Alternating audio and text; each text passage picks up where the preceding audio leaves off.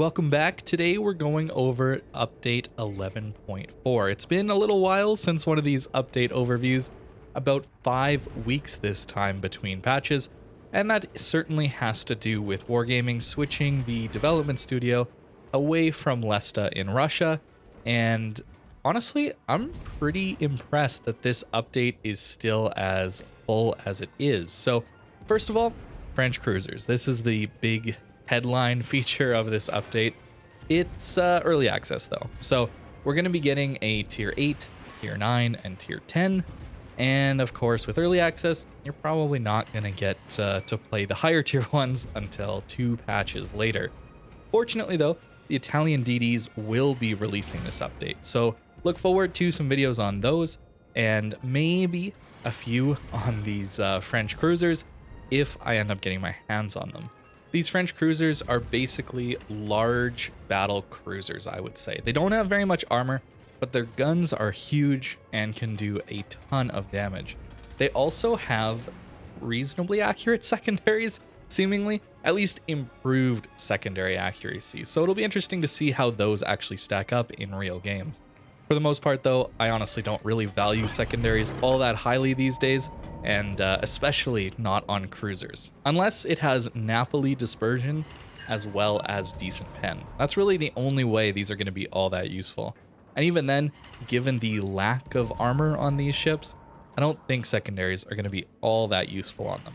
Think of longer range, large caliber guns with even a reload booster. So there are potential ways that these ships are going to be very good and well used, but close quarters brawling, I don't quite see it yet. The tier 8 is going to be available for free through combat missions. They'll probably take a while to get, but this is a nice way to get yourself into this new line without having to regrind some XP on the French tier 7 cruiser. Moving on to the tier 9, of course, random bundles available for doubloons. I really can't stress this enough. Don't gamble on the tier 9. It's really not worth it. Probably the worst possible use of doubloons and real money in World of Warship. And the tier 10 you can actually get for a sequential bundle for doubloons. So it's going to be a lot of doubloons, but at least you know how much this one is going to cost. Still don't think it's worth it for a tech tree ship to spend a lot of doubloons on, but at least this one, unlike the tier 9, you know the upfront cost before going into it. Now, of course, the more interesting part of this update for myself is the Italian destroyers finally releasing, so now everyone can play them for free. I will definitely be making some videos on some of these as I grind my way up to the tier 10. Of course, the dockyard is also continuing in this update, and the missions to complete this dockyard are only available for the first 3 weeks of this update, so not too long. Make sure you complete them if you want to get the Atlantico. And the other big news with update 11.4 is that Arms Race is coming to random and co-op battles. No longer is it a special game mode or situated in ranked, it's fully in the game. And honestly, I'm kind of mixed on this one. I like the idea of Arms Race, but there's some weird balancing issues with it. Let's just say that for now. And at least it does come with the upside of removing Epicenter from the random queue, which I am very, very happy about. And this is a huge update here to the minimap. We're actually getting the ability to ping exact locations on the minimap. No longer is it a broad, large square of the map. We'll see the exact point that someone will ping. This is incredibly useful for communicating with your teammates, especially in ranked and clan battle situations. Even especially in Kings of the Sea, being able to pinpoint the exact portion of an island you want somebody to go take a position on, or to really give detailed feedback for your teammates where an enemy ship might be if they aren't spotted. Maybe you're getting attacked there by torpedoes, you can ping the exact position. No longer is it just a broad area of the map. So I'm really, really happy about this. This is something I've been waiting for quite some time. Starting on May 24th, we're getting another season of clan battles. Seems like there's not a lot of downtime in between these seasons anymore. And interestingly, you're going to get super ships in this one. Fortunately, no aircraft carriers in this one, and only 1 battleship per team, no more than 2 super ships. Petro and Kleber are completely banned. So An interesting set of rules. I think there could be some fun to be had here, but the super ships might be a little too strong to just throw into here. So maybe not the most competitive, but it certainly will be an interesting season of clan battles. And if you're looking to get a free day of premium, it is found in this update overview in the clan battles section. Of course, with this update, we're also getting ranked battles yet again, and this time they're changing up the rules a bit. No longer is it different tiers for each bronze, silver, and gold league. We're getting tier 8 and 9 ships throughout every league, and that'll be a nice way to have consistency and find a playstyle you like as you go up from bronze, silver to gold. But what it also might mean is that it gets a little bit stale. For me personally, it's going to be nice to see the ability to play tier 9 ships without seeing super ships. So that is more than likely what I'm going to use this season of ranked for. The way to play mid to high tier ships without facing those new super ships that aren't the most balanced. Unfortunately, submarines are still in testing, and they've made a few changes. Some good, some bad. The biggest issue is they're removing the ping line, so you no longer see the actual ping going through the surface of the water. Now you're getting only feedback based on a ping starting. That's it. There's going to be a little splash of water wherever the sub hopefully is. I'm sure if you guys have seen the Flamu video where he was testing this on the PTS, it's not always the most accurate splash of water to let you know where the ping is coming from. Unfortunately, RNG seems to be a main theme behind World of Warships, even in knowing where a ping is coming from. So hopefully that's just a bug and not intentional game design. But yeah, submarines, they're going to be annoying to deal with, just like they have been for the last couple patches. That, of course, is the negative side of this update concerning submarines. The positive, though, is they're making subs less survivable, or at least giving surface ships the ability to deal more damage to submarines, given that the depth charges are getting a massive increase in their area of effect, and out to the maximum range of those depth charges, it's going to deal more damage, which is really nice and hopefully will lead to submarines actually taking damage and not being constantly alive at the end of the battle and impossible to take out. And for the first time in quite some time, we're getting some game balance changes to tech tree ships at tier 10. Des Moines is getting its radar nerfed, which is probably a good thing, honestly. It's a long duration radar, especially if you spec it for all its duration upgrades.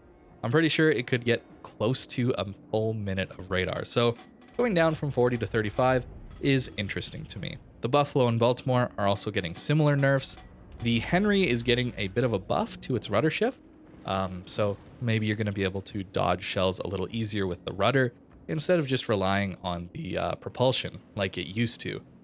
The Ragnar is getting a nerf, which I think is justified, and the big one for me, Pan-Asian destroyers are finally getting a buff.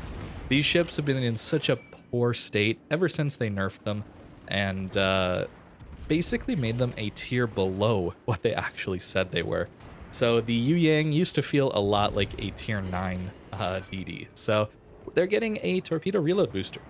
The deep water torpedoes are extremely good, and being able to dump out 20 at a time is going to be a little ridiculous.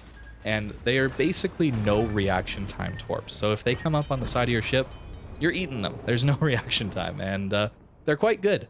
Unfortunately, though, it still means the Yu Yang, Chungmu, they don't have the main gun reload like they used to have. But at least now they're going to have a bit of a niche for their absolutely devastating torpedo salvos. And by far the most baffling balance change is the Harbin getting its Sigma reduced. That is certainly not something I could have seen coming. I found the Harbin to be extremely difficult to play and not an enjoyable experience at all. So to see it get nerfed is pretty funny. We're also getting some big nerfs, reasonable nerfs, I guess I should say, to the super carriers.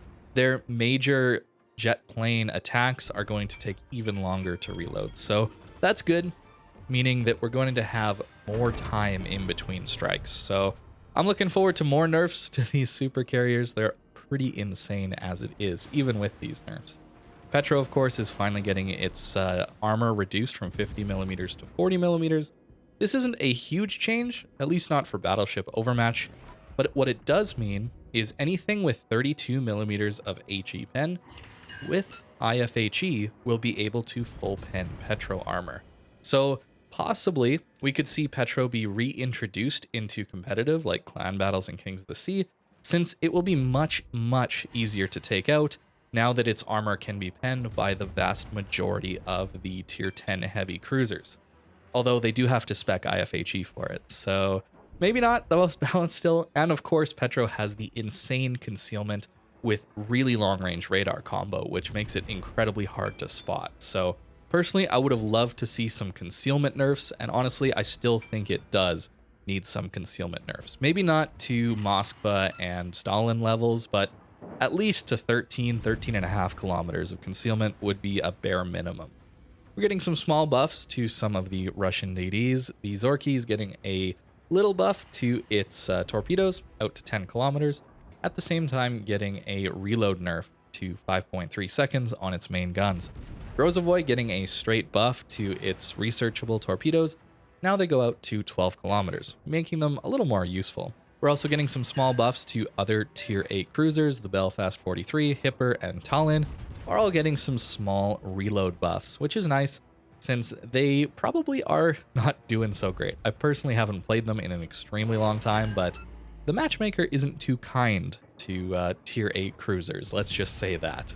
And we're also finally getting some nerfs to the Chkalov, the Soviet tier 8 premium aircraft carrier. This thing is insanely overpowered, and the torpedoes are getting a huge nerf to damage, so are the skip bombers, and honestly, it probably needs a little more. I actually own this carrier. I use it in my most frustrated moments with the game to just completely relax and destroy everything. It's just that broken. Can turn my brain off, forget the frustrations of the World of Warships, and just go farm for free. It's insane, even in tier 10 game. It's just a broken, overpowered carrier, and it needs more than this, in my opinion.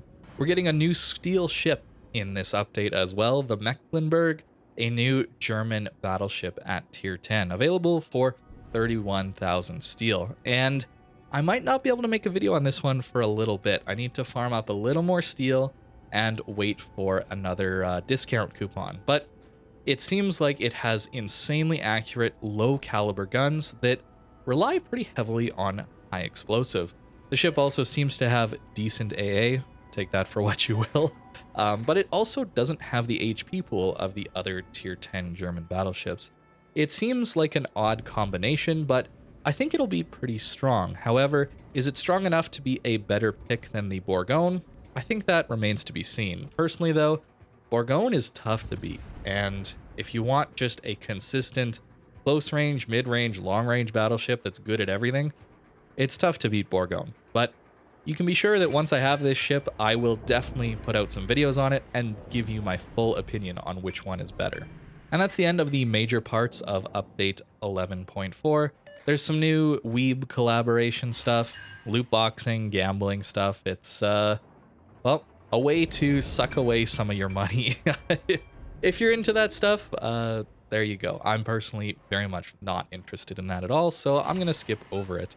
There's a few other content additions and changes, but overall, not a huge update, but considering the turmoil Wargaming is going through, I'm assuming, I don't have inside knowledge at all, not even a CC right now, so take this with a grain of salt, but it can't be easy moving from a main office in Lesta Studios in Russia to something else, and also at the same time trying to upkeep a live service game. So I'm impressed that with one extra week between the updates, they still managed to fit this much into the update. For me personally, the most interesting parts are definitely the Italian destroyers that I finally get to play, the ability to ping specific parts in the minimap, a great quality of life feature there, and the Mecklenburg. I'm really interested to try out this new German battleship, but it's going to take me a bit of time. I don't quite have the steel for it yet, unfortunately. But that's going to be update 11.4. Let me know what you think in the comments down below. What is the most interesting part of this update for you? And if you already have the Mecklenburg, since I know a lot of you already probably have the steel all lined up for it, let me know how it's been going for you in the comments down below. I can't wait to play it. So thank you very much for watching, and I hope you have a great rest of your day.